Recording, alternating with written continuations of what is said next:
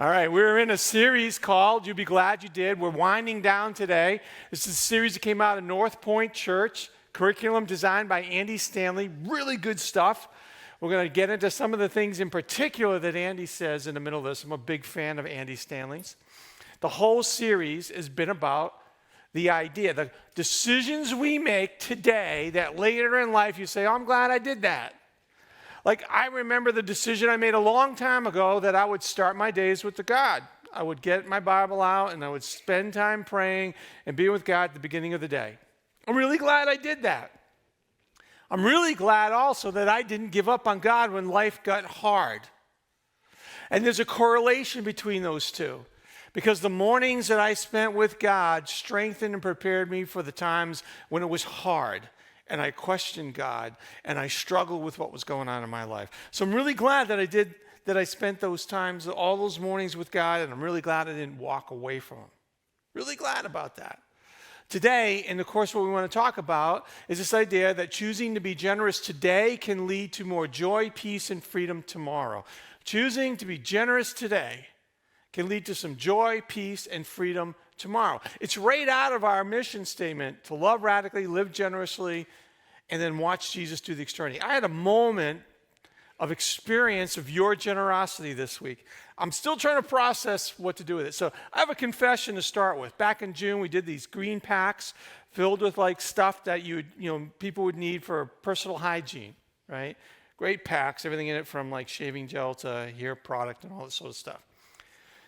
Pastoral confession, mine is still in my truck. I pray over that thing like, God, show me what to do with this. Show me how to live radically. And I'm like, God, I cannot be the pastor who asks everyone else to do it, and then I don't have an opportunity. What am I missing? So God and I have had some interesting discussions over that pack, right? And not to say there hasn't been a little bit of guilt around this. Well, I went to go get my hair cut on Friday, and I'm coming off of 495. I'm taking the Milford exit, right where Burger King is. And I'm coming up just as the light changes to red, and I stop. I look over, and there's a man with a sign. I'm like, my moment. I'm so excited. I'm digging in the back for this pack, and I roll down the window like, hey, how you doing? The guy's like, great. He starts to walk to my truck. I pull out the pack. He walks away. And I was like, guy, you want it? I said, I don't have anything to give you but this pack. And he's like, yeah, no thanks. I'm good. I'm like, what do you mean you're good? He goes, I already got one. I'm like, oh, come on, right? He's like, yeah, he goes, yeah, he goes, I've been using it, don't worry. He goes, like, I used the shaving gel. He had like a 3-day growth on his face, right? I'm like, all right, well, at least he knows what's in it. And I'm bummed. I'm like, the brilliant idea. You want another one, right? Let's double down on this. And he goes, no, thanks, I already got a couple. I'm like, what? And then he says, yeah, he goes, I've given them away. I'm like, well, you want this one? He goes, nope, thank you. It was really clear. He's like, generous enough, all right? So I roll up to the window, and I'm taking off in the truck because the lights turn green. I can't be that guy who's singing at the green light. And I call my wife, and I'm like, Sheila, you're not going to believe what happened. I had 3 thoughts that went through my mind that I talked about with her. One, I'm so glad that someone in our church was generous, and I got to experience their generosity, see it, its impact. And I was so excited that we were so generous to him that we empowered him to be generous to other people. That was really cool. And my third thought was, God, what am I going to do with this pack? Right? So it's still in my truck. It's like the passenger I can't get out of my truck. So pray for me and how I can be generous, right? Because today I want to talk about how we can live generously. This is not about how we can give more money. This is how we can live generously, because in the mission statement, if we love radically and we live generously, this is the place where we get to see Jesus do the extraordinary. And I love those moments. We'll talk about that. We're going to end with what I call the secret to experiencing the extraordinary. So stay awake to the end, all right? God, I want to thank you for this moment to be here today. I love being with your people. I love that I get, with my life, to talk about the Bible and Jesus and what it means to us in this world. I love that I get to work at a church that wants to love radically, live generously, to watch you do the extraordinary. So Jesus, I pray, this is your moment. Say whatever you want to say. Just push me out of the way and impact people's lives in such a powerful way that when they walk away, they're like, wow. I think God was there saying something to me. I love you, Father. Amen. So in my life, when I'm trying to figure out something like how do we live generously, I go to look to people who have a lot of wisdom. And in the Bible, if I'm going to look to someone who's pretty wise, in the Old Testament, everything written before Jesus, it would be a guy like Solomon. Solomon was known of all the kings over Israel to be the wisest of the kings. And so all right, what does Solomon have to say about wisdom? Because before I get into talking about being generous, I want to make sure I'm on the right track, God. So I looked at a few Proverbs. Proverbs are pithy, memorable statements that are wise about how to live the life that God has designed. And Solomon provides a lot of them. They're great. Like there's this one. A generous person will prosper. Whoever refreshes others will be refreshed. People who live generously love it because they feel good about being generous. There is something that happens in the moment of being generous where you feel good about that. And so I was like, what did that come from? I ran across this really interesting blog out of Cedars-Sinai Medical Center out in LA. It's a pretty prestigious center. And this is what they wrote. Studies have also linked random acts of kindness, which is another way of saying living generously, to releasing dopamine, a chemical messenger in the brain that can give us a feeling of euphoria. This feel-good brain chemical is credited with causing what is known as the helper high. Is this amazing? Biologically, you are designed by God to feel good about being generous and kind. So there's nothing wrong with that. Sometimes I've met some Christians that across my life like, you shouldn't have to feel good to be generous. I'm not saying that. What I'm saying is you feel good by being generous because God designed your body to release that dopamine. Because what does God want? He wants a world where people are being generous and kind to each other. And so he, in his generosity and kindness, designed our body to feel good about being generous. And there's nothing wrong with that. That's how you've been designed by God, is to feel good. And I say to people, if you're struggling with depression, anxiety, you're feeling down, you're feeling morose about life, go out and volunteer. You're going to feel good about helping others. Now, here's what the study went on to say.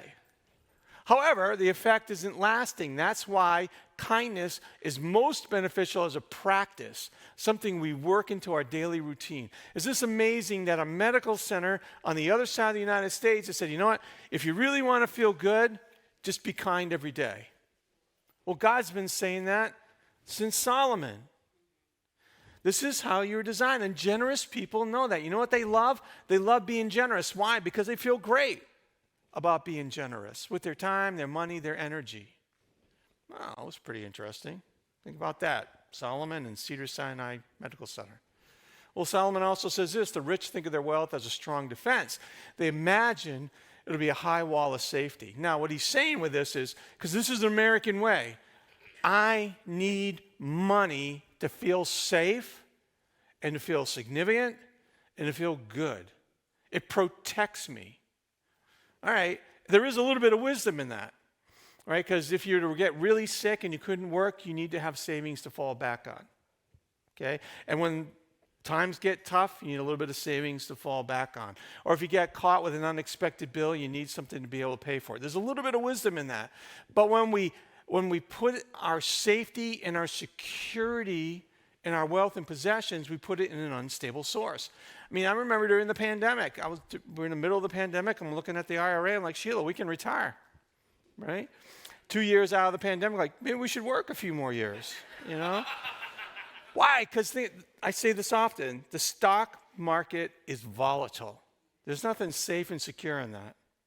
Your house can lose its value unexpectedly and quickly. Your car will rust out, and you're going to have to replace that. Your possessions have been designed with obsolescence. They design your stuff so that you need to replace it. There's nothing about those things that are going to give you safety and security in life. And the first church knew that. That's why the first church said, keep your lives free from the love of money and be content with what you have, because God has said, never will I leave you, never will I forsake you. When I've met people who truly live generous, they know this. I look at them like, wow, how could you do that? How could you give that much money or that? Where do you give all this time? They're like, you know what? It's all God's anyways. My safety, my security is found in God. He is my stable foundation, not my money. No, not bad from an old guy, right? Not me, Solomon. Right? And Solomon also said this, whoever is kind to the poor lends to the Lord, and he will reward them for what they have done. Let me tell you, it's a little bit of a formula. Whoever is kind to the Lord, kind to the poor, lends to the Lord, and he'll reward them for what they've done. This is not like give away money to make more money sort of thing. This is one of my life verses. So my life verse is because it's directly connected to one of my favorite stories that Jesus tells. It's called The Sheep and the Goats, where Jesus looks at people and says, you know what? You gave me shelter. You gave me food. You gave me clean water. I was an immigrant in your nation, and you took me in. I was sick. You took care of me. I was in prison, and you visited me. And what do they say? Lord, when did we do all that? You know what Jesus says? Whenever you did it for the least of these, you did it for me. That's the reward, is that Christ notices, that Jesus takes it personally.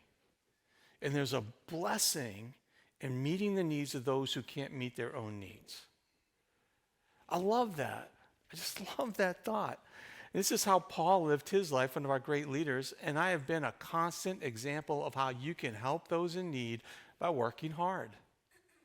Notice that?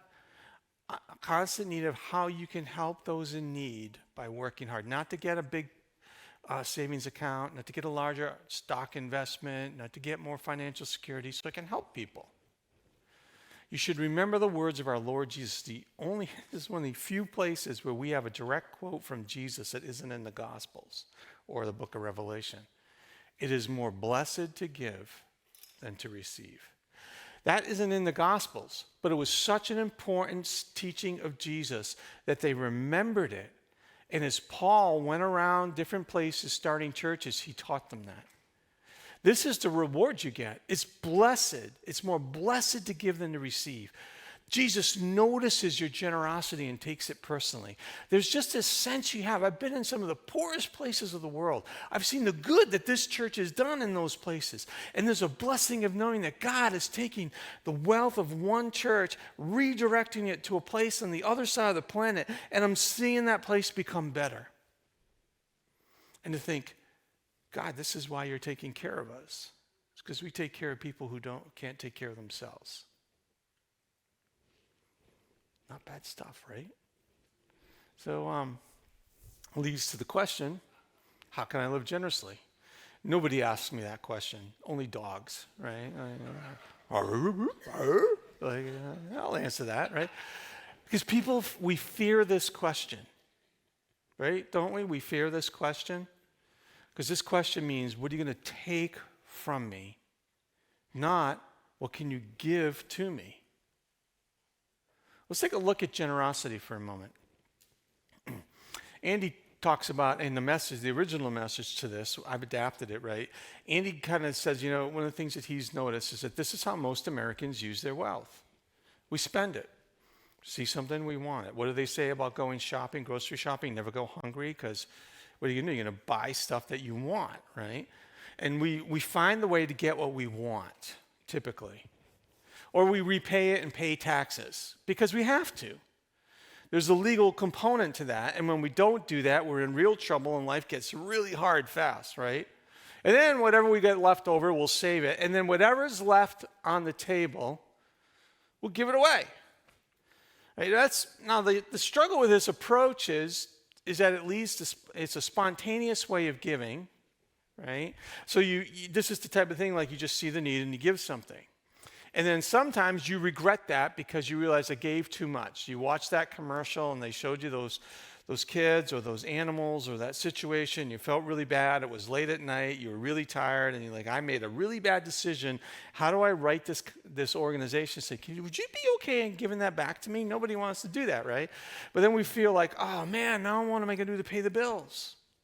It's spontaneous. It isn't thoughtful.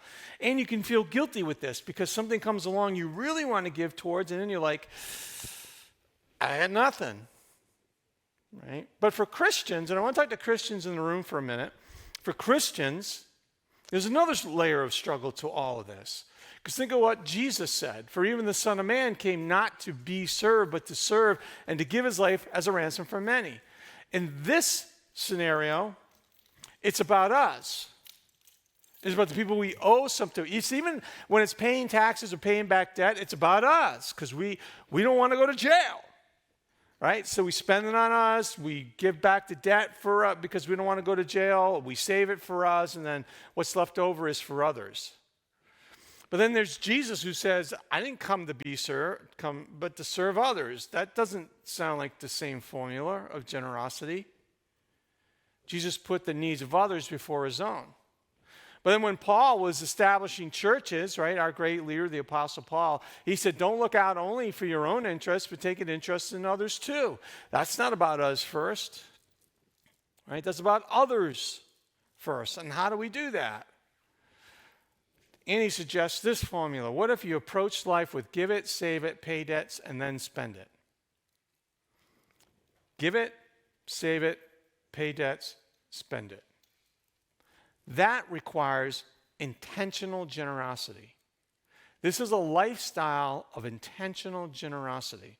So how do we do that? How do we live intentionally generous? It starts with this idea. I am not saying generosity is not living thoughtlessly without limits or boundaries. That's not generous. That's actually foolish. Think about your time. Right, this is, it's like, the school said they need volunteers, so I'm going to say yes to all my teachers, all my kids' teachers. And then it's going to be like, the community organization needs some help. I'm going to say yes to them.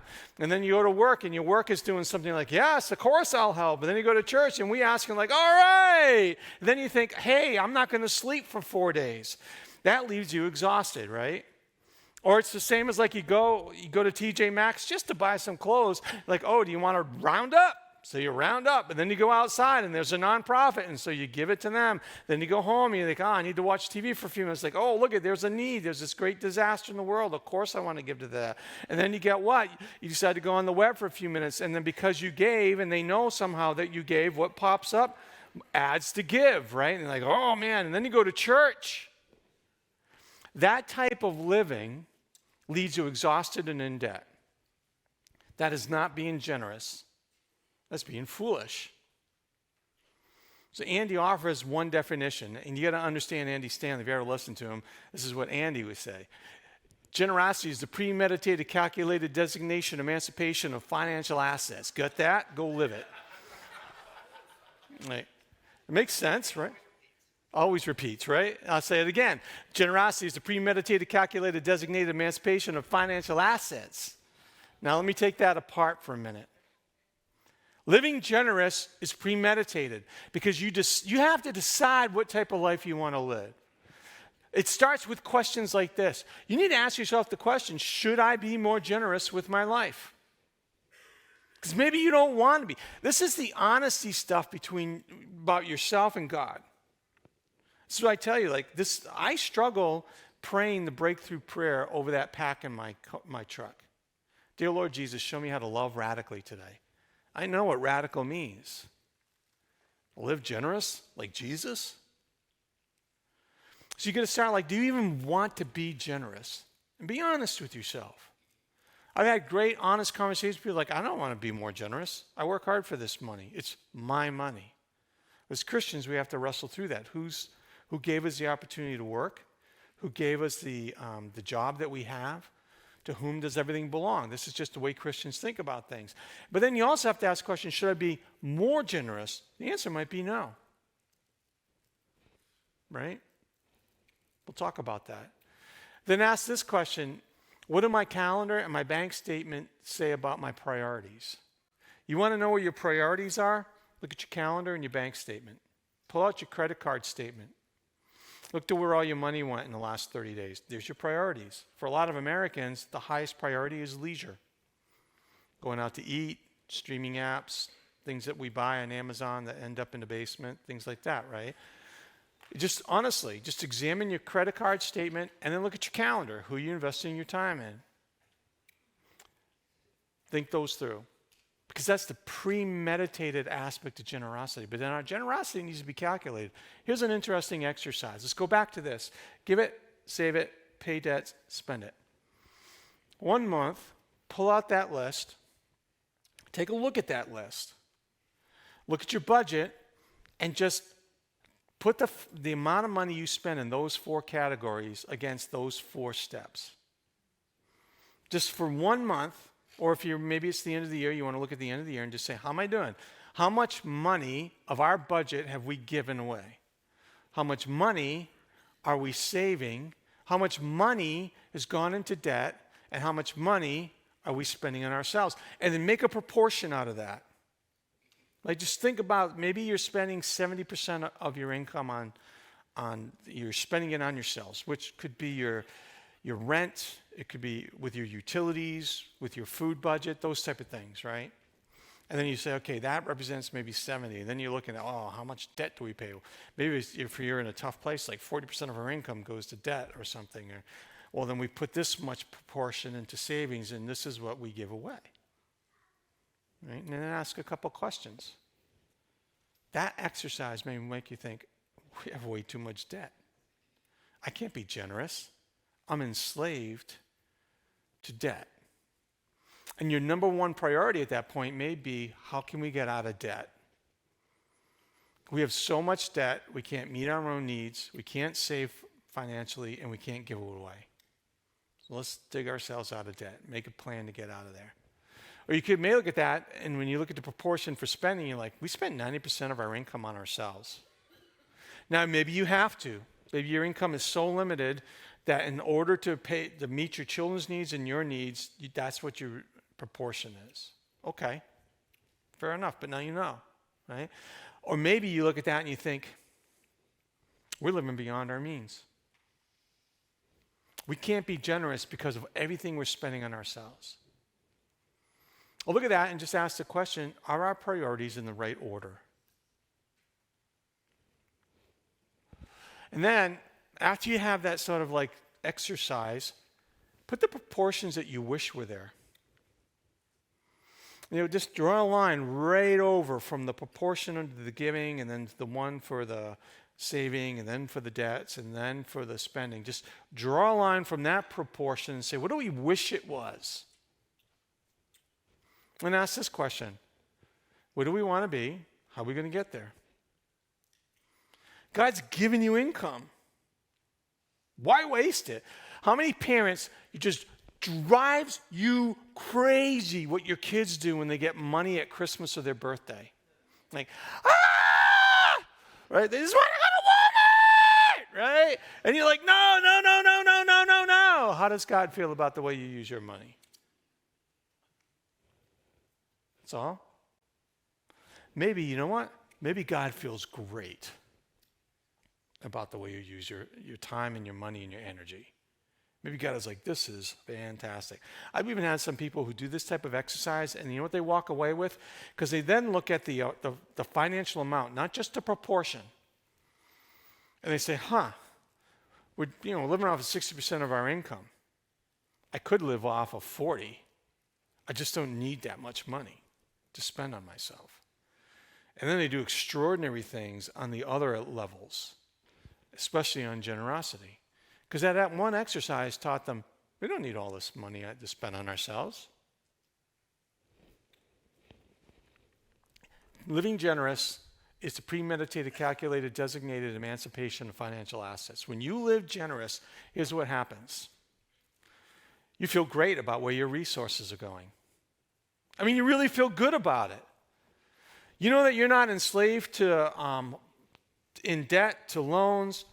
You feel good that your money is actually doing good for God and for people and for the gospel and the world, the good news about Jesus in the world. You feel really good about that.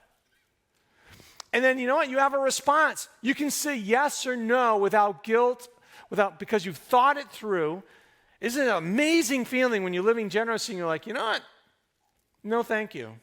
Wonderful opportunity. You're doing good. I've really thought carefully about where my generosity goes.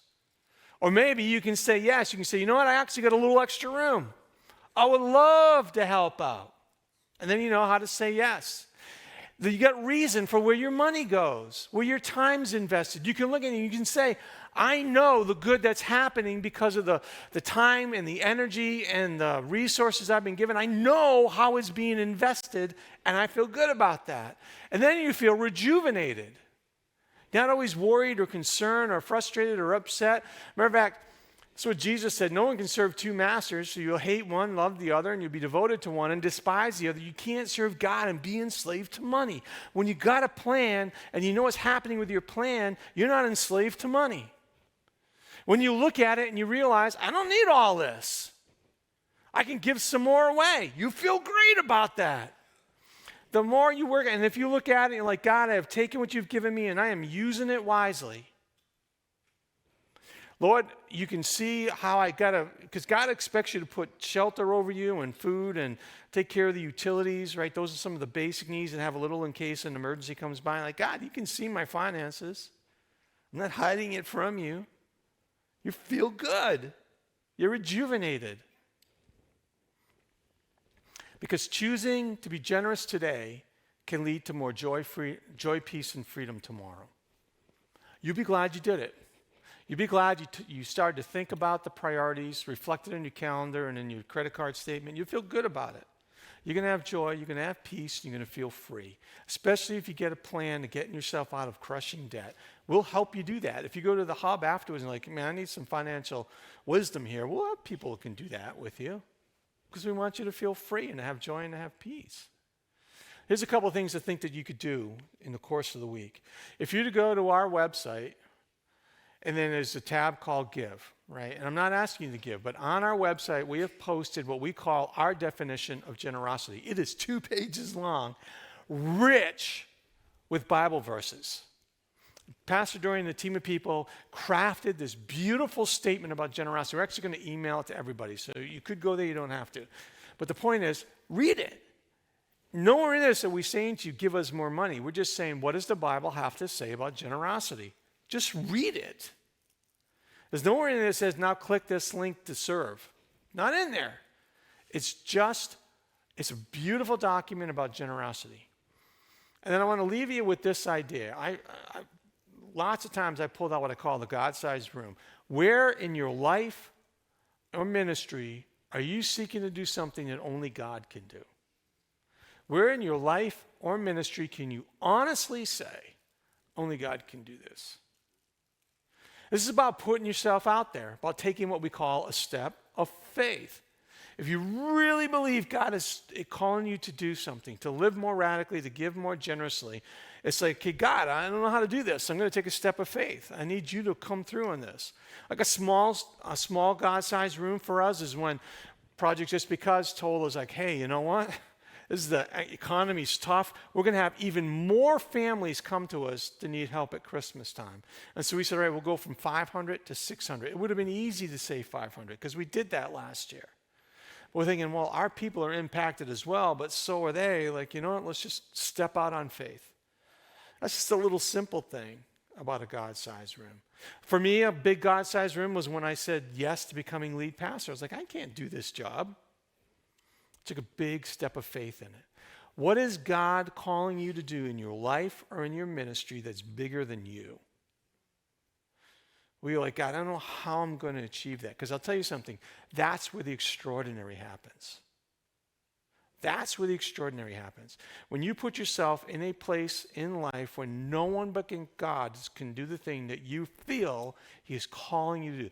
It's not foolishness. It's not like, hey, I'm going to jump off the high dive without looking for water in the pool, right? Faith is like, God, I believe that you have called me to this. I have some people in my life who have confirmed that. My spouse is in agreement with this. I'm going to take this step of faith. And then, God, it's up to you to make it all work. Now, connected to that, because it's never about amount of money. A step of faith, a God-sized room, is not necessarily about amount of money. You want to have fun this week? Google Francis Chan, a lot of you know his name, generosity and $1 million. And hear his story, how he went from being a pastor to a guy who'd give away $1 million without having it in his bank account. But it's, you know what? Honestly, a God-sized dream is not about the amount. It just isn't. Take out your packet with your pennies. Hold on to this and watch this video, and then Jason's going to lead us out.